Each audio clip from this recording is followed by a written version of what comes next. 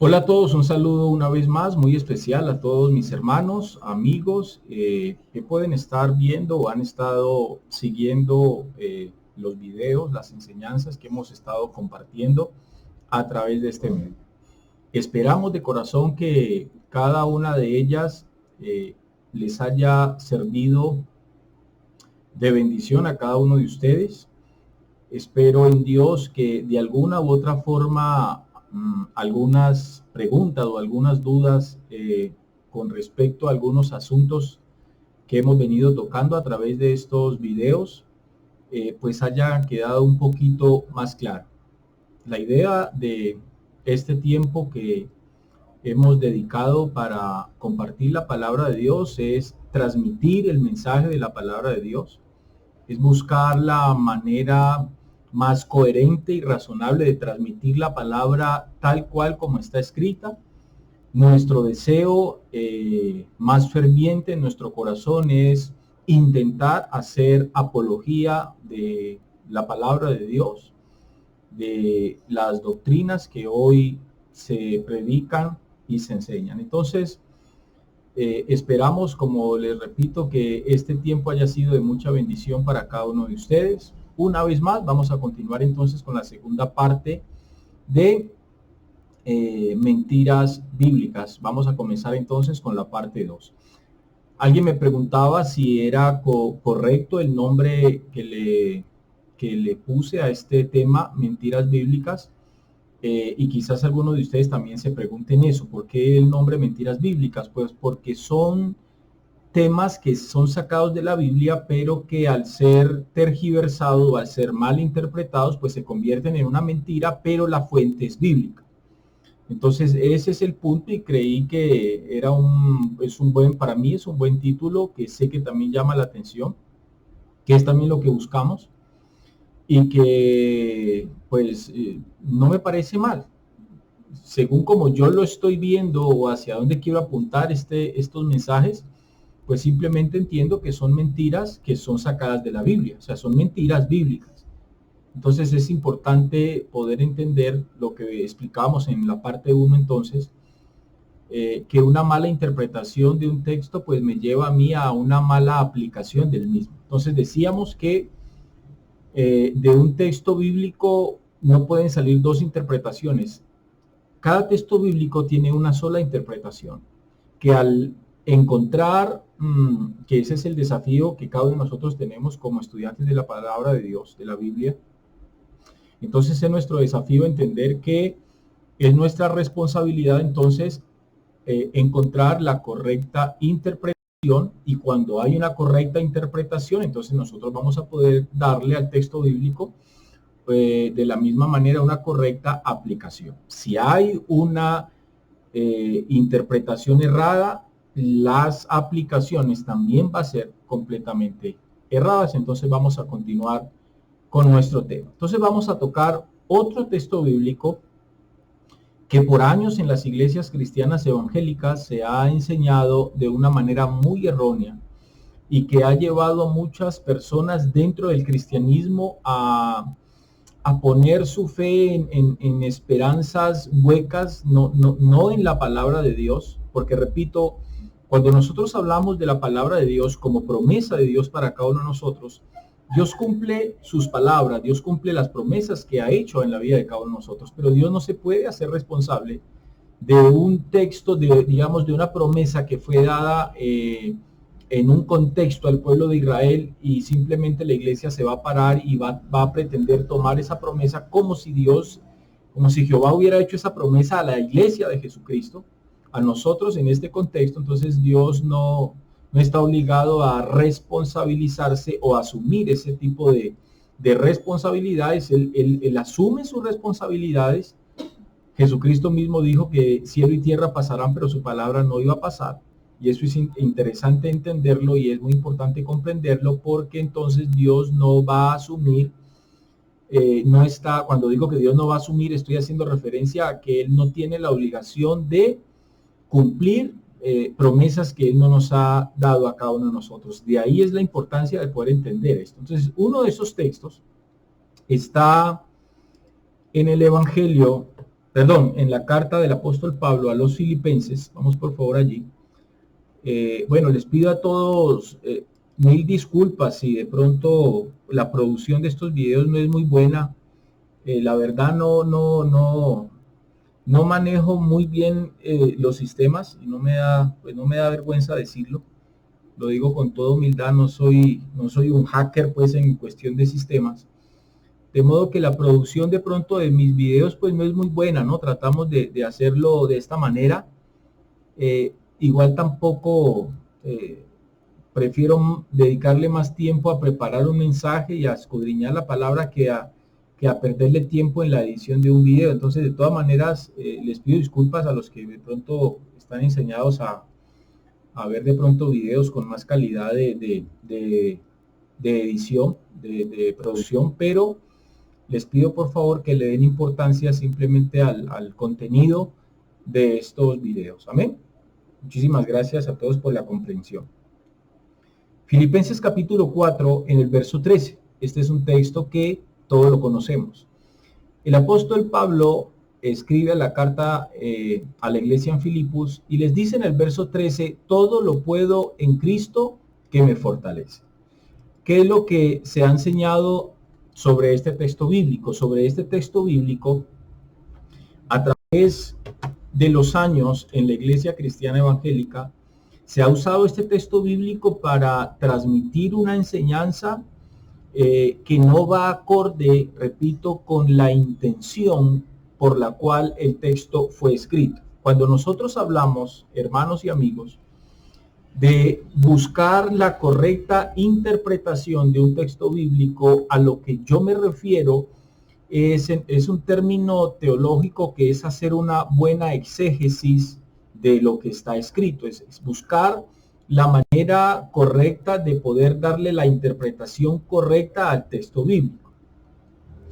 Entonces, para decirlo en términos simples, en términos sencillos, yo lo explicaría de esta manera, de una manera muy simple y muy sencilla. Cuando nosotros tratamos de buscar la interpretación correcta de un texto, a lo que tenemos que apuntar es, cuando yo leo un texto, para poder entender qué es lo que el texto quiere decir, yo tengo que entender que el texto primeramente fue inspirado por el Espíritu Santo. Pero el soplo, la inspiración que el Espíritu Santo la dio sobre el escritor, en este caso el apóstol Pablo. Entonces, tengo que mirar cuál es el contexto, cuál es el momento, la circunstancia de vida del contexto del escritor. Entonces, ahí tendría que yo pensar en dos cosas.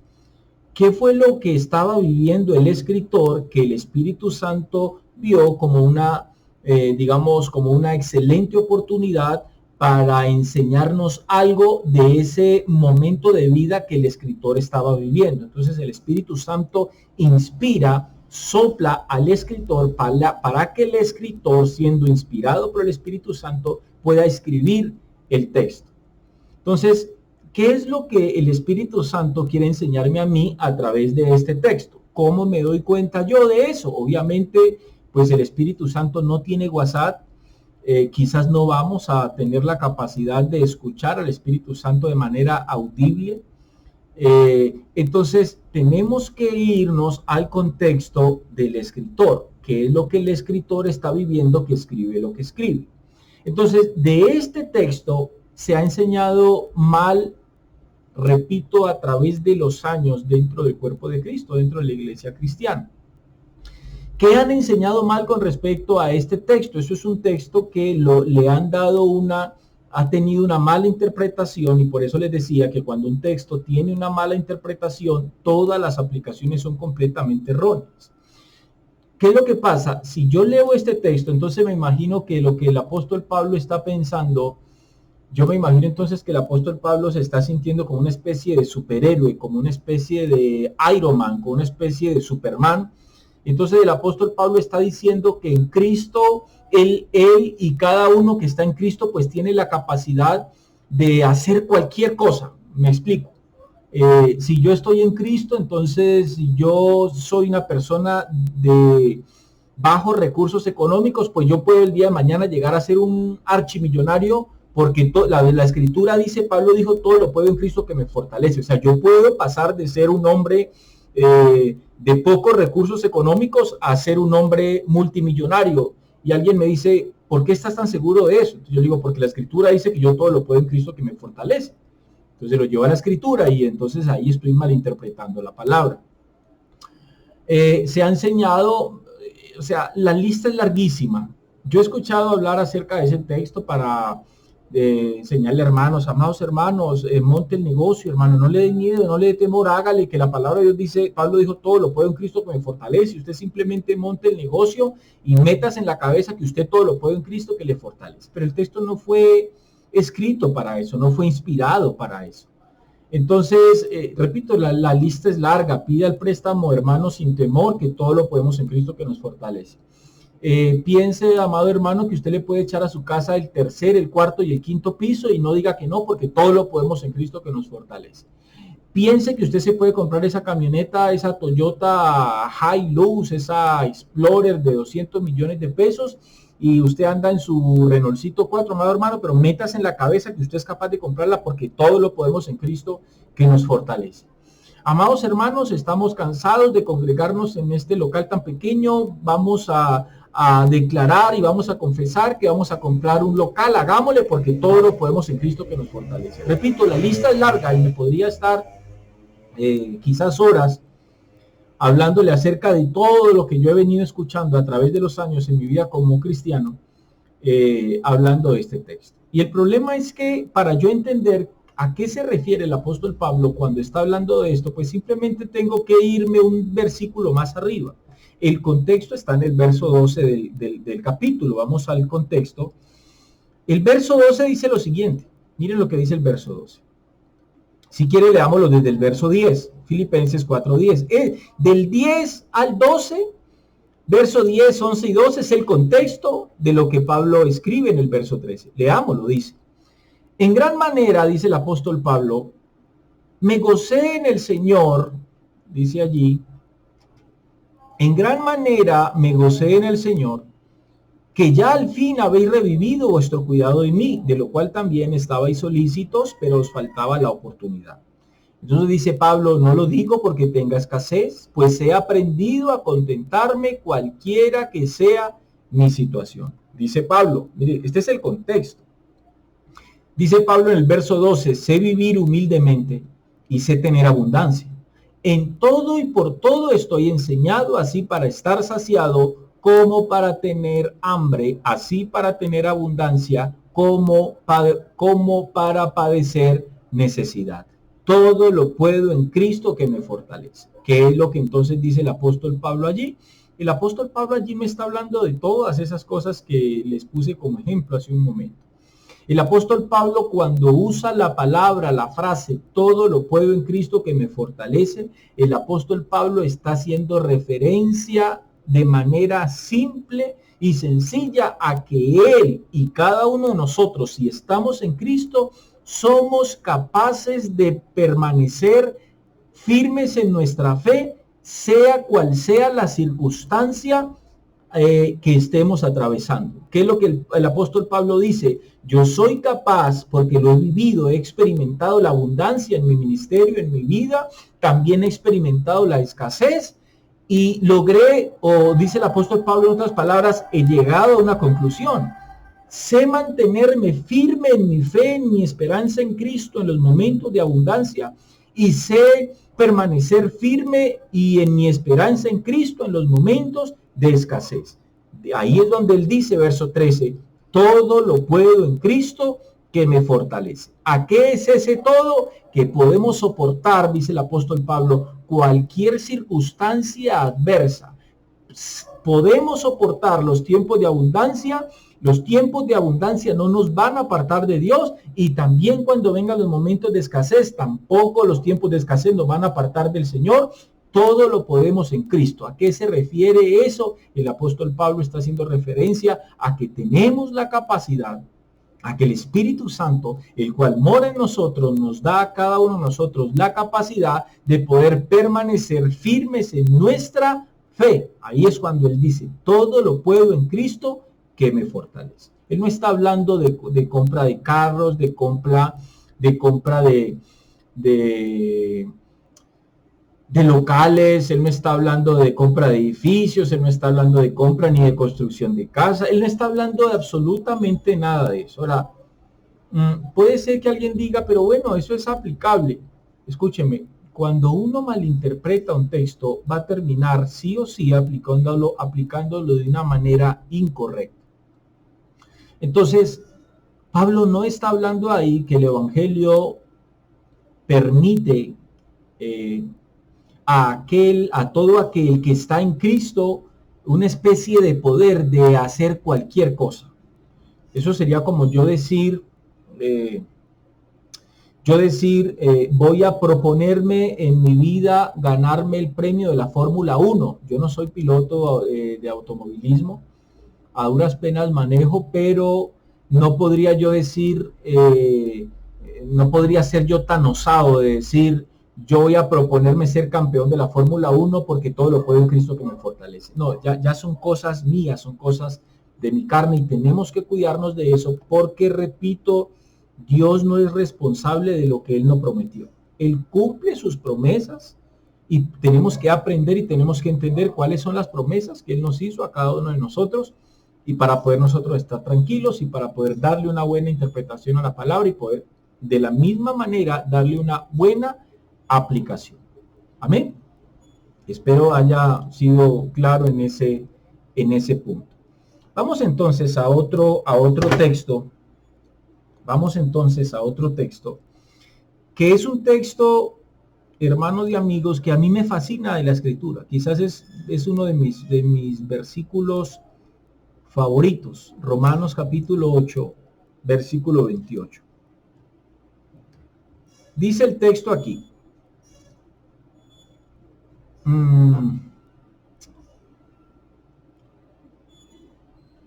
A mí me gustaría, bueno, el punto que vamos a mirar aquí es Romanos capítulo 8, versículo 28. Este es otro texto bíblico mal interpretado y mal usado. Dice Romanos 8, 28. Dice el apóstol Pablo allí, y sabemos que a los que aman a Dios, subrayen esto que es importante. Pablo no está hablando de personas que no aman a Dios, él está hablando del grupo de personas que sí aman a Dios. Y sabemos que a los que aman a Dios, todas las cosas les ayudan a bien. Esto es, a los que conforme a su propósito, dice el apóstol Pablo, son llamados. Este es el punto. ¿Qué es lo que se ha enseñado de este texto? Bueno, aquí hay algo muy interesante para hablar sobre este versículo bíblico y es lo siguiente. A través de los años se ha malinterpretado y se ha mal enseñado este texto bíblico en este sentido. Présteme mucha atención a lo que les voy a decir aquí. Cuando uno lee este texto bíblico, pues fácilmente se llega a una conclusión bastante errónea, que es la siguiente. Alguien puede pensar o puede decir, hay cosas que yo en mi vida puedo hacer. Dentro del lapso de nuestras vidas, dentro de la cotidianidad de nuestras vidas, dentro del día a día de nuestras vidas, cada uno de nosotros podemos cometer errores, podemos errar. Eso es humano, eso nos pasa a todos y cada uno de nosotros. Pero ojo con esto. El texto, ¿qué es lo que el texto está diciendo? ¿En qué es que el apóstol Pablo está pensando? Repito, inspirado por el Espíritu Santo, que el apóstol Pablo escribe esto. Esto es muy importante. Y lo digo porque ese texto no se puede aplicar. Escúcheme bien. El texto dice, y sabemos que a los que aman a Dios, escúcheme en esto, ese texto aún no se puede aplicar, aún a los que aman a Dios, pero que se meten solitos en sus propios problemas. Me explico. Hay cosas que en mi vida, o hay cosas no, cada aspecto en nuestra vida es decisión nuestra. En nuestro diario vivir, nosotros tomamos muchísimas decisiones. Desde que nos levantamos hasta que nos acostamos, tomamos muchas decisiones en nuestra vida. Hay decisiones que son trascendentales en la vida de cada uno de nosotros. Hay decisiones relevantes como hay decisiones irrelevantes. Pero cada decisión que nosotros tomamos se supone y se entiende que debe de ser una decisión basada en el propósito que Dios tiene para mi vida. Me explico, a mí me pueden venir el día de mañana y me pintan el siguiente plan. Viene alguien y me dice, ve, José Luis, bien, vengo a hacerte una propuesta, te voy a proponer un negocio, pero tenés que viajar a la China. Vas a trabajar conmigo desde una oficina en la China, en Shanghái, y te vas a ganar 10 millones de pesos mensuales. ¿Te interesa? Ok, yo tengo que tomar una decisión. Yo ya sé cuál es la respuesta a esa propuesta. La respuesta es no, porque esa propuesta no tiene nada que ver con el propósito que yo sé que Dios tiene conmigo. Me explico.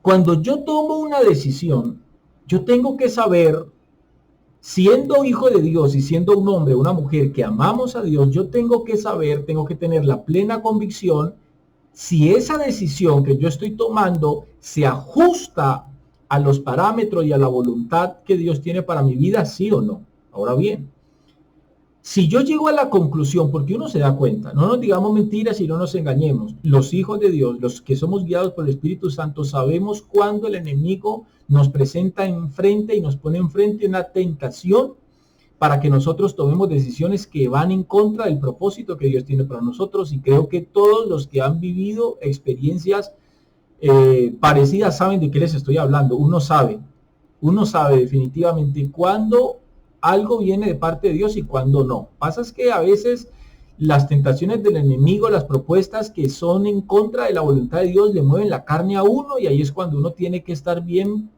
parado en la raya, como se dice, tener la cabeza fría en cuanto a nuestra fe y nuestra esperanza en Jesucristo. Entonces, yo puedo tomar una decisión que va en contra de la voluntad de Dios, y soy consciente que me estoy yendo en contra de los propósitos de Dios, y tomo una decisión que sé que va en contra de la voluntad de Dios para mi vida. Entonces, ¿qué es lo que estoy haciendo ahí? Estoy metiéndome en problemas de manera voluntaria. Lo hago porque yo quiero. ¿Ok? Entonces, doy un paso en falso, tomo una mala decisión. Cuando tomo esa decisión, me doy cuenta que esa decisión trajo problemas. En ese contexto, yo ya no puedo citar Romanos 8:28. Yo en medio de ese problema, yo ya no puedo decir, igual tengo que estar tranquilo porque Pablo dice en Romanos 8:28, y sabemos que a los que amamos a Dios, todas las cosas nos ayudan a bien. Ojo, no, ya no puedo decir eso. Y ustedes dirán, ¿pero por qué no puedo decir eso? Hombre, por una razón muy sencilla, porque le estaría dando una mala interpretación a lo que el apóstol Pablo está escribiendo allí, porque el apóstol Pablo no está haciendo referencia a esas situaciones que yo me busco, a esas situaciones adversas, no las que Dios permite sobre nuestras vidas para formarnos, para llevarnos a crecer espiritualmente en la fe, etcétera, etcétera, en mi esperanza en Jesucristo, sino que el apóstol Pablo precisamente está hablando es de eso. Pablo está hablando es de las situaciones que Dios permite sobre sus hijos, los tiempos de adversidad, las situaciones difíciles que provienen de Dios, de la voluntad permisiva de Dios, de los propósitos santos que Dios tiene para sus hijos. En ese contexto es que Pablo está pensando. Pablo no está pensando en los problemas que yo me meto porque simplemente me dio la gana meterme por mi rebeldía, por mi orgullo, por mi vanagloria, etcétera, etcétera. No sé si me estoy explicando. Permítame darle quizás un ejemplo más para que esto quede claro. Hoy en día es muy fácil sacar tarjetas de crédito. Hoy en día le dan tarjeta de crédito a cualquier persona. Los créditos hoy en día están ahí a la vuelta de la esquina. Usted va a un supermercado y le ofrecen una tarjeta de crédito, ¿verdad? Entonces alguien simplemente va y recibe tarjeta de crédito y dice, amén, sí, yo la tomo y Dios proveerá, Dios está conmigo, todo lo puedo en Cristo que me fortalece, y comienza a endeudarse, y comienza a endeudarse, y comienza a sobreendeudarse. Hasta llega un momento donde las cuentas del banco o de las tarjetas de crédito lo tienen aquí. Cuando ya comienzan los cobros judiciales, cuando ya llaman de la oficina de abogados del banco, cuando ya te hablan de embargos, de cobros jurídicos, tú no puedes decir en ese momento recurrir al texto bíblico y decir, tengo que estar tranquilo porque yo sé que a los que amamos a Dios todas las cosas nos ayudan a bien, porque esa situación fuiste tú quien te la buscaste, Dios no la permitió. No sé si me estoy haciendo entender, pero esto es importante, porque Pablo no está pensando en eso. Y eso es sencillamente darnos cuenta cuando volvemos al texto. Mire el contexto del cual Pablo viene hablando. Dice allí, vamos a leer, leámoslo desde el verso 18, mire esto. Este es el contexto de lo que Pablo está hablando para llegar al verso 28. Dice Pablo allí, pues tengo por cierto que las aflicciones del tiempo presente no son comparables con la gloria venidera que en nosotros ha de manifestarse. ¿En qué está pensando el apóstol Pablo? Ahí el apóstol Pablo tiene su mente puesta en su vida eterna. Entonces Pablo pone en un contexto y pone el ejemplo de las situaciones en este mundo, de las persecuciones, de las situaciones adversas que él ha vivido y que ha estado viviendo a causa del evangelio, y entonces él las pone en una balanza y dice, pues tengo por cierto que las aflicciones del tiempo presente de esta vida, dice Pablo, no son comparables con la gloria venidera que en nosotros ha de manifestarse. 19 dice, porque el anhelo ardiente de la creación es el aguardar la manifestación de los hijos de Dios, la cual va a ser después de nuestra resurrección. No puede ser ahora, eso es importante. Verso 20. Perdón. Porque la creación, dice Pablo, fue sujeta a vanidad. Esto quiere decir que todo lo creado está sujeto a acabarse, va a pasar. No por su propia voluntad, sino por causa del que la sujetó, dice el apóstol Pablo en esperanza. Porque también la creación misma será libertada de la esclavitud de la corrupción a la libertad gloriosa de los hijos de Dios. Esto es por venir. Porque sabemos que toda la creación gime a una y a una está con dolores de parto hasta ahora. Y no solo ella, sino que también nosotros mismos que tenemos las primicias del Espíritu, nosotros también gemimos dentro de nosotros mismos, esperando la adopción, la redención de nuestro cuerpo. Porque en esperanza fuimos salvos, pero la esperanza que se ve no es esperanza, porque lo que alguno ve, ¿a qué esperarlo? Pero si esperamos lo que no vemos, con paciencia lo aguardamos, dice Pablo. Entonces mire que Pablo viene hablando del propósito de Dios. ¿Cuál es el contexto? Que Pablo viene hablando del propósito de que Dios tiene con cada uno de nosotros después de que Jesucristo venga a establecer su reino y que cada uno de nosotros seamos transformados, ¿verdad? Dice verso 26, y de igual manera el Espíritu nos ayuda en nuestra debilidad, pues ¿qué hemos de pedir como conviene? No lo sabemos, pero el Espíritu mismo intercede por nosotros con gemidos indecibles para que nosotros, lo que Pablo dice ahí es para que nuestras oraciones puedan ser correctas. ¿Qué es una oración correcta? Es cuando nosotros oramos en el Espíritu. ¿Qué es orar en el Espíritu? Es lo contrario a orar en la carne. ¿Qué es orar en la carne? Cuando nosotros pedimos lo que queremos, lo que nuestra carne quiere, o lo que se nos venga a nuestra cabeza. ¿Qué es orar en el Espíritu? Es cuando logramos entender cuál es la voluntad que el Padre tiene para nosotros y nuestra oración va enfocado hacia Dios, pero en base a su propia voluntad. Verso 27. Mas el que escudriña los corazones sabe cuál es la intención del Espíritu. Escuchen esto. Porque conforme a la voluntad de Dios, intercede por los santos. Ahí es cuando Pablo suelta esta promesa. Y sabemos que a los que aman a Dios, todas las cosas les ayudan a bien. ¿Cuáles son todas estas cosas? Hombre, las que vienen de Dios, las que vienen por voluntad de Dios, las que Dios permite con un propósito. Todas las cosas les ayudan a bien. Esto es a los que conforme a su propósito son llamados. ¿Se dan cuenta? Pablo está hablando de las situaciones que Dios permite sobre cada uno de nosotros según el propósito con el que cada uno de nosotros fuimos llamados. Ahora mire lo que dice el verso 29.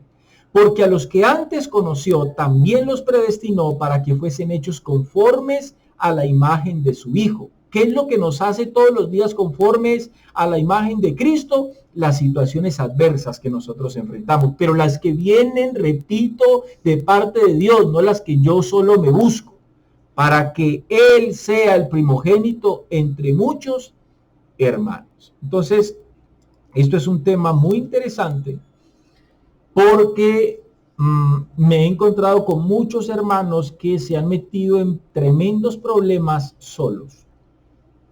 Y ahí no podemos entonces aplicar este texto. Ahora bien, surge la pregunta, bueno, y entonces cuando yo me meto en problemas ahí que no opera la misericordia de Dios. Claro, la misericordia de Dios opera, pero eso es otra cosa. Eso es otra cosa. Y sabemos que los que amamos a Dios todas las cosas nos ayudan a bien, pero estamos hablando, y repito, de las situaciones que Dios permite, que Dios trae sobre nuestras vidas, porque detrás de esa situación Él tiene un propósito con cada uno de nosotros, como lo dijo Pablo, conforme al llamado que cada uno de nosotros tenemos. Entonces, espero que este punto haya quedado completamente claro para que no sigamos cometiendo esos errores, para que no sigamos tomando esas decisiones tontas y a veces estúpidas en nuestras vidas que nos llevan a meternos en graves problemas y que nos llevan a sufrir, que nos llevan a perder nuestra paz, que nos llevan a perder nuestro gozo, que nos llevan a entrar en angustia, a entrar en amargura, etcétera, etcétera, etcétera. Y ahí no puedes decir, y sabemos que los que amamos a Dios todas las cosas nos ayudan a bien, porque cuando yo me meto en problemas, lo único que me va a traer es mal, definitivamente. Y que después de ese mal, entonces la misericordia de Dios pues tendrá que operar como siempre opera, pero eso es otra cosa, eso ya es otro tema. Vale, entonces yo espero que este punto haya quedado completamente claro. Vamos a otro texto.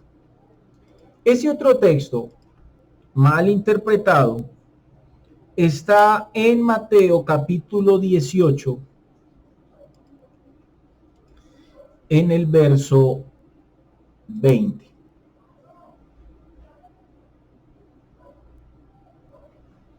Aquí. Dice Pablo, dice el texto, porque donde están 2 o 3 congregados en mi nombre, allí estoy yo en medio de ellos. ¿Qué es lo que se ha enseñado con este texto? Bueno, con este texto es un texto que se ha usado mucho para establecer la veracidad de que la presencia de Dios está donde están 2 o 3. Ya comienzo a poner entonces ejemplos de cómo se ha malinterpretado este texto. Por ejemplo, si nosotros estamos en una reunión donde hay 3 hermanos, entonces alguien se para en el púlpito y le dice a los 3 hermanos que están en la congregación, les dice: hermanos, démosle gracias a Dios porque el Señor está en medio de nosotros, porque Él prometió que iba a estar donde estén reunidos 2 o 3. Entonces es como una especie de aliento para que no haya un desánimo, porque como son 2 o son mínimo 3, entonces puede haber la duda de que allí esté la presencia de Dios. Así, en ese sentido, el texto ha sido mal aplicado porque ha sido mal interpretado. Entonces, cuando alguien pues está pasando por alguna circunstancia adversa, quizás una situación difícil, entonces dice: bueno, amados hermanos, dice alguien, ¿no? Amados hermanos, pongámonos en oración de 2 en 2 y vamos a orar por esta petición. Vamos a entrar en un tiempo de clamor de a 2 en 2 porque el Señor dijo que donde estén 2 o 3 reunidos en mi nombre, ahí va a estar Él. ¿Fue lo que Jesús dijo? Sí, fue lo que Jesús dijo, pero si yo no entiendo qué fue lo que Jesús dijo, pues le voy a terminar dando una mala aplicación al texto. ¿Qué es lo que yo tengo que entender? O sea que si yo estoy en un lugar, por ejemplo, yo como pastor voy a la congregación, abro nuestro lugar donde nos congregamos, el local, el lugar donde nos congregamos, entonces yo abro el local como siempre lo hago, y ese día pues no podría ir mi esposa, estoy hablando un ejemplo, poniéndolo como ejemplo. Y entonces abre el local y yo estoy allí y simplemente simplemente, perdón, comienzo a orar y entonces yo tendría que llegar a la conclusión, bueno, yo estoy aquí solo. O sea, el Señor no está conmigo porque Él dijo que Él estaba donde estén 2 o 3 reunidos en mi nombre. Él no habló de uno. Él dijo mínimo 2. Eso fue lo que Él dijo. Cuando Él dijo, yo estoy donde estén 2 o 3 reunidos en mi nombre, allí estoy yo. Tengo que pensar en qué, por qué y en qué sentido fue que Jesús dijo eso para poder darle una correcta interpretación y por consiguiente darle una buena aplicación. Entonces usted se imagina, entonces donde está uno, no está el Señor allí, es totalmente incorrecto, no es lo que Jesús dijo. No sé si me hago entender. Yo abro la congregación, comienzo con oración, no llegó nadie, comienza el tiempo del mensaje, me pongo yo a predicar a las sillas vacías porque nadie llegó. Entonces mi conclusión sería, pues me tengo que ir para la casa porque aquí el Señor no está porque estoy solo, estoy yo solo, solo una persona en medio del local, en medio de la congregación. Me tendría que ir para mi casa porque para que la presencia de Él esté, tienen que haber mínimo 2. De esa manera se ha aplicado. Pero vamos a mirar cuál es el contexto de lo que Él dijo. Cuando vamos al contexto, Mateo 18:20, porque donde están 2 o 3 congregados en mi nombre, allí estoy yo en medio de ellos. Vamos a mirar cuál es el contexto. El contexto está del versículo 15, dice, por tanto, si tu hermano peca contra ti, ve y repréndele estando tú y él solo. Si te oyere, has ganado a tu hermano. Dice entonces el verso 16. Mas si no te oyere, toma aún contigo a 1 o 2 para que en boca de 2 o 3 testigos conste toda palabra. Si no los oyere a ellos, digo a la iglesia, y si no oyere a la iglesia, tenle por gentil y publicano. Está hablando de la disciplina dentro de la iglesia. De cierto os digo que todo lo que atéis en la tierra, que fue el texto que hablábamos en la parte número 1, será atado en el cielo, y todo lo que atéis en la tierra será desatado en el cielo. Entonces recuerden que este contexto viene hablando de una situación, de una escena de disciplina. Otra vez os digo que si 2 de vosotros se pusieren de acuerdo en la tierra acerca de cualquier cosa que pidieren, ojo, con respecto a la disciplina que había que aplicarle a este hermano de aquí arriba, porque esto tampoco es un llamado a que podemos pedir lo que se nos antoje, porque es que aquí dice cualquiera cosa que pidieren. Entonces pongámonos a pedir Ferraris, Lamborghinis, etcétera, etcétera, y pídalo en oración, y dirá que el Lamborghini no les va a llegar porque no es lo que el Señor quiso decir en ese texto. Él está hablando aquí acerca de cualquier cosa que pidieren con respecto a la disciplina que había que aplicar sobre este hermano. Entonces dice, le será hecho por mi Padre que está en los cielos. Entonces ahí es donde él suelta la promesa, porque donde están 2 o 3 congregados en mi nombre, allí estoy yo en medio de ellos. Cuando están 2 o 3 en mi nombre congregados, ¿haciendo qué? Está hablando el contexto de la disciplina que había que aplicar dentro de la iglesia. ¿Por qué donde estén 2 o 3? Porque en el sentido en el que Jesús está hablando esto, en el sentido en el que Jesús está explicando esto, es en el sentido de la disciplina.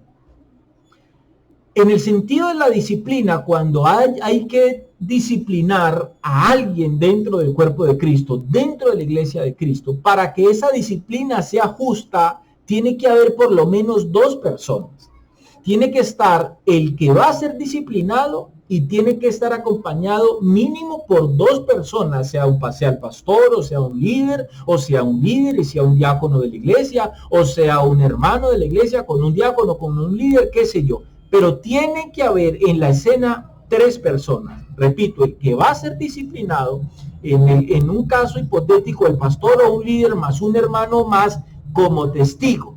Eso es justicia. Van a estar 2 personas. Entonces Jesús dice en ese contexto, si 2 se ponen de acuerdo para tomar la decisión en cuanto a la disciplina de un pecador dentro de la iglesia, sepan, dice el Señor Jesús, que yo voy a estar allí donde estén reunidos 2 o 3 en mi nombre, con el propósito de ejercer disciplina dentro del cuerpo de Cristo. ¿Por qué él habla de 2? Porque cuando hay una disciplina, lo mínimo que tienen que haber dentro digamos, de esa escena, debe de haber 2 personas, además del hombre o la mujer que va a recibir la disciplina a causa del pecado. ¿Se dan cuenta? Entonces, el contexto es ese.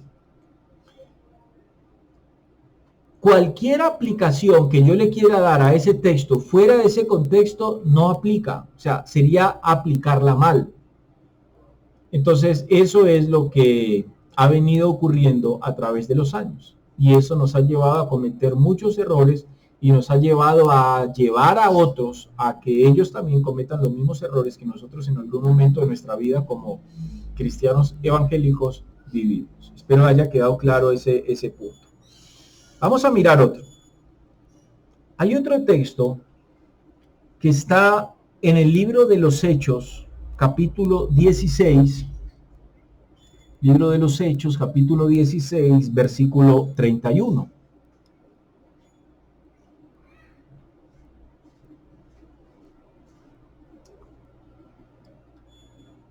Aquí está. Dice Hechos 16:31, ellos le dijeron, esta es la promesa que ha sido mal interpretada y mal aplicada. Cree en el Señor Jesucristo y serás salvo tú y tu casa. Bueno, de este texto bíblico pues tengo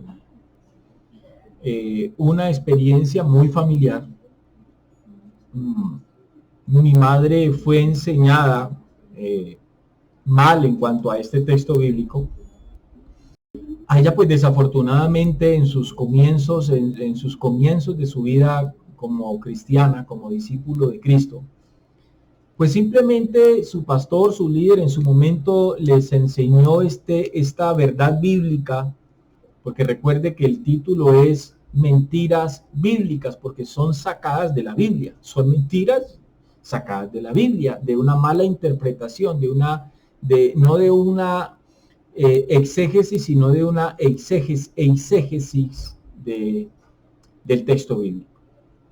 Entonces, ¿qué es lo que se ha enseñado con esto? Bueno, este texto bíblico, cree en el Señor Jesucristo y serás salvo tú y tu casa, esto ha sido enseñado como una especie de promesa de salvación endosable. ¿A qué me refiero? A mi mamá entonces le dijeron, hermana María, hace muchos años, usted simplemente crea en el Señor Jesucristo. ¿Cuántos hijos tiene usted, hermana María? Quizá le preguntaron. Entonces mi mamá tuvo que haber respondido 9. Entonces alguien le dijo a mi madre, hermana María, usted esté completamente tranquila, usted simplemente entregue su vida a Cristo, que lo único que tiene que hacer usted para que todos sus hijos lleguen a la salvación y se conviertan es, busque usted el Señor. Crea usted, amada hermana María, en el Señor Jesucristo y yo le aseguro que un día todos sus hijos van a llegar al conocimiento del Señor. Cree en el Señor Jesucristo y serás salvo tú y toda tu casa. Oh, eso a la hermana María pues le gustó mucho. La hermana María se sintió muy contenta. Sé que quizás esa mala enseñanza la hizo enamorarse más del Señor Jesucristo, porque ella dijo, qué justo y cuán hermoso es mi Señor Jesucristo, tan bello el Señor Jesucristo. O sea que mis hijos pueden hacer, deshacer, pueden ser pecadores, pueden ser adúlteros, pueden ser fornicarios, pueden ser irresponsables, pueden ser malos hijos, pueden ser blasfemos, pueden ser lo que quiera. Tan bello el Señor. Simplemente entonces yo lo voy a seguir y Él me está prometiendo a mí que un día todos mis hijos se van a convertir. Eso suena como que el Señor en algún momento de la historia de la vida de los hijos de la hermana María, el Señor iba a irrumpir la voluntad de ellos y los iba a convertir sí o sí, porque es que años atrás la hermana María se convirtió y por ende desde Aulio Suárez hasta José Luis López, que es el menor, entonces se tenían que convertir sí o sí, porque es que la hermana María ya se convirtió y si la hermana María se convirtió, todos los hijos se tenían que convertir por esa promesa que está allí. Eso es falacia, eso es mentira, eso no es cierto, no es verdad, por muchas razones. Comienzo con la primera. La salvación, señoras y señores, hermanos y amigos que pueden estar viendo este video, la salvación no funciona de manera endosable. La salvación no funciona como una pensión.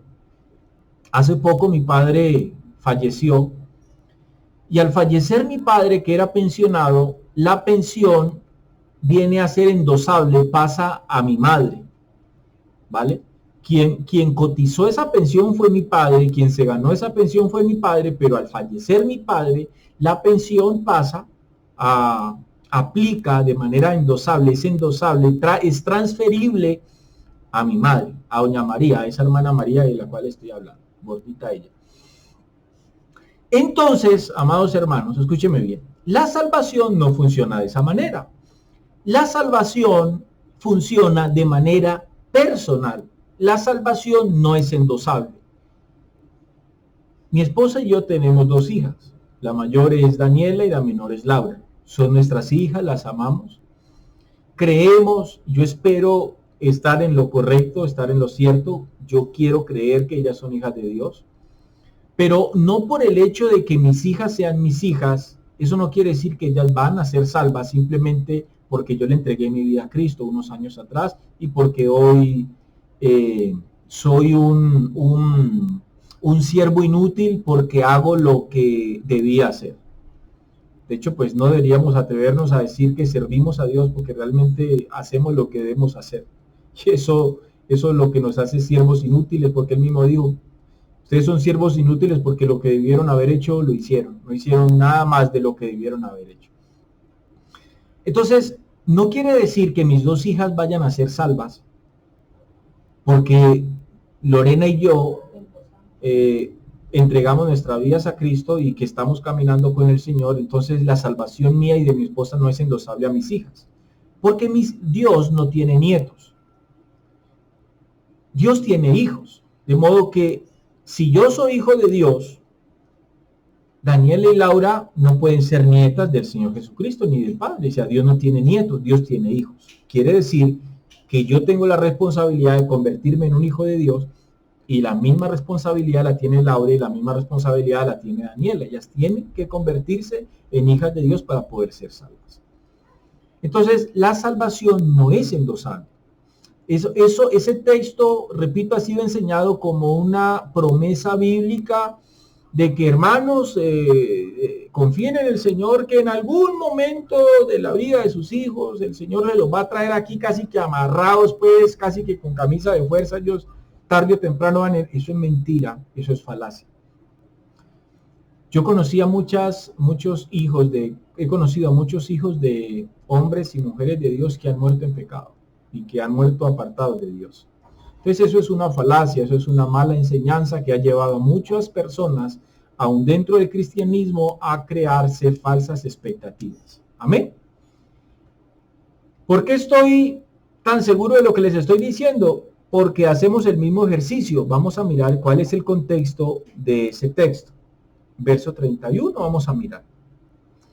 Resulta que el contexto me dice que está, el verso 25, dice que Pablo y Silas, dice, pero a medianoche, orando Pablo y Silas, cantaban himnos a Dios y los presos los oían. Entonces sobrevino de repente un gran terremoto, de tal manera que los cimientos de la cárcel se sacudían y al instante se abrieron todas las puertas y las cadenas de todos se soltaron. Despertando el carcelero y viendo abiertas las puertas de la cárcel, sacó la espada y se iba a matar, pensando que los presos habían huido. Verso 28. Mas Pablo clamó a gran voz diciendo, no tengas ningún mal, pues todos estamos aquí. Él entonces pidiendo luz, se precipitó adentro y temblando se postró a los pies de Pablo y de Silas. Verso 30. Y sacándolos les dijo, señores, escuchen esto. El carcelero hizo esta pregunta, ¿qué debo hacer para ser salvo? Ellos respondieron, dice el texto, cree en el Señor Jesucristo y serás salvo tú y tu casa. Aquí es donde está el meollo del asunto. ¿Por qué ellos dijeron, cree en el Señor Jesucristo y serás salvo tú y tu casa? ¿Por qué ellos le hicieron esta promesa al carcelero? Este es el punto importante de este texto. ¿Por qué ellos le hicieron esta promesa al carcelero? ¿En base a qué? Entonces alguien dice, pero es que mire, usted está usted está completamente errado en lo que está enseñando, esto sí es una promesa, mire que ellos le prometieron eso al carcelero y por consiguiente la familia de él se convirtió, como dicen por ahí, cascumen a esto. En base a que ellos soltaron esta promesa, hombre, la respuesta a esa pregunta es simple. Ellos lograron ver, Pablo y Silas lograron ver, o quien le haya dado la respuesta, porque dice, y ellos le dijeron, no sé si fue que los dos dieron la misma respuesta unánime, no sé si la respuesta se la dio Pablo, se la dio Silas, el texto dice, y ellos respondieron. Pero si ellos respondieron, cree en el Señor Jesucristo y serás salvo tú y tu casa, es porque ellos habían visto con anticipación lo que iba a acontecerle a la familia del carcelero y a él mismo. O sea, Pablo y Silas tuvieron la capacidad de ver más allá en ese mismo instante de lo que iba a acontecerle a ese hombre. Esa promesa no fue una promesa que pasó tiempo y Pablo y Silas murió. Eso no fue que Pablo y Silas le dijeron al carcelero, cree en el Señor Jesucristo y serás salvo tú y tu casa. Y entonces ellos se fueron y el carcelero se fue para la casa y Pablo murió, Silas murió y el carcelero nunca más se supo más de la familia del carcelero. Por consiguiente, pues creemos entonces que en base a esa promesa la familia del carcelero se convirtió tiempo después porque fue una promesa de Pablo y de Silas. No fue así. ¿Por qué tenemos que estar convencidos que fue una promesa en base a algo que ellos vieron con anticipación? Por el mismo contexto. Si nosotros seguimos leyendo lo que pasó después de eso, dice el texto, ellos dijeron, cree en el Señor Jesucristo y serás salvo tú y tu casa. Algo había pasado, es como si Jesús les hubiera dicho a ellos, este hombre se va a convertir, este hombre los va a llevar ustedes a la casa, la familia de él que está en la casa va a creer en el mensaje, ustedes le van a compartir en del evangelio y es más, ellos se van a bautizar. Es como si Jesús les hubiera dicho eso o el Espíritu Santo se los hubiera revelado, qué sé yo, pero ellos lo dijeron en base a un conocimiento claro, que evidentemente pasó. Miren lo que dice el texto. Verso 32 dice, y le hablaron la palabra del Señor a él y a todos los que estaban en su casa. O sea, eso fue automático.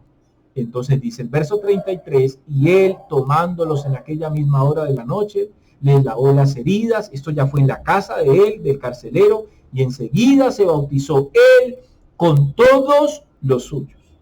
Y llevándolos a su casa, les puso la mesa y se regocijó con toda su casa de haber creído a Dios. Entonces, si ustedes notan, esto fue una promesa que se cumplió al instante.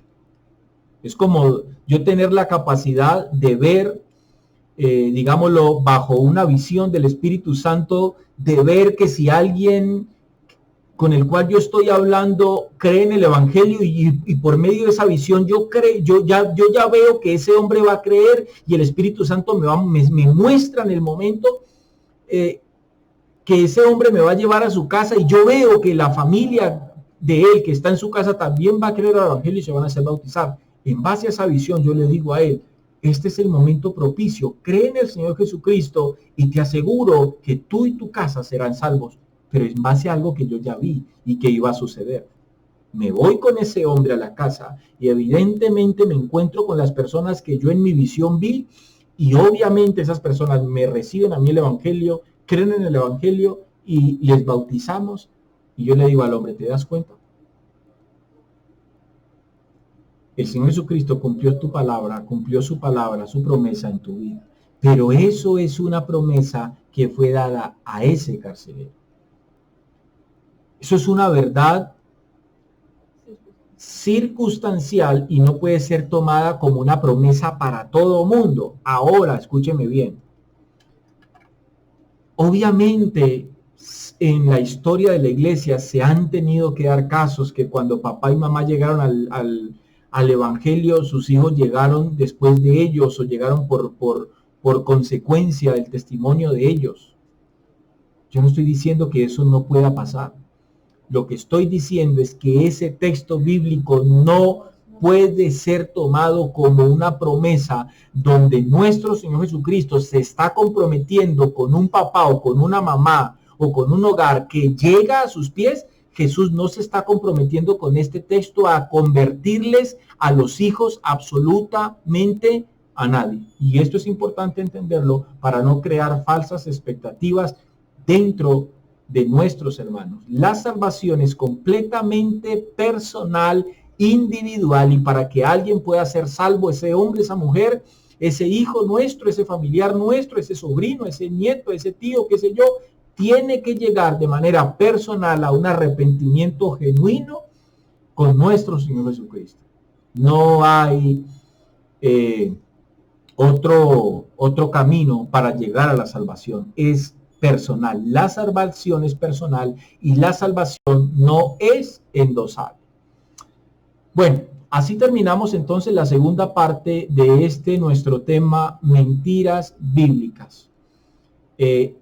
Damos gracias a Dios y a cada uno de ustedes. Esperamos, yo personalmente dentro de mi corazón espero de verdad que este tema, esto que hemos compartido, les sea de bendición y pueda traer claridad y muchos de ustedes puedan abrir los ojos con respecto a este tema. Les invito a que no se pierdan la tercera parte de este tema. Que Dios les continúe bendiciendo. Un abrazo a la distancia de este humilde servidor. Y que la misericordia de Dios, las bendiciones de Dios y su gracia siempre estén sobre cada uno de nosotros. Hasta una próxima oportunidad. Dios les continúe bendiciendo.